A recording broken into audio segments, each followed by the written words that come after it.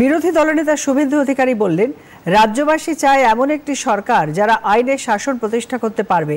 আজ তিনি এক্সে একটি ভিডিও পোস্ট করেছেন, যেখানে দেখা যাচ্ছে পুলিশ বিধাননগরের একটি গেস্ট হাউসে জোর করে ঢুকে মুর্শিদাবাদের শামসেরগঞ্জের জাফরাবাদের নিহত বাবা ছেলের পরিবারকে জোর করে বের করে দেওয়ার চেষ্টা করছে।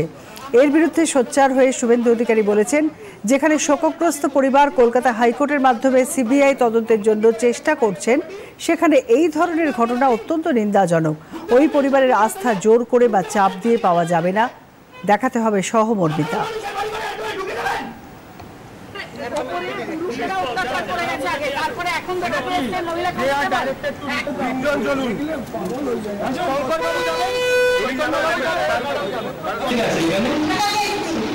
কেন পুলিশ আপনাদের যেরকম বলছে যে কিডন্যাপ করা হয়েছে?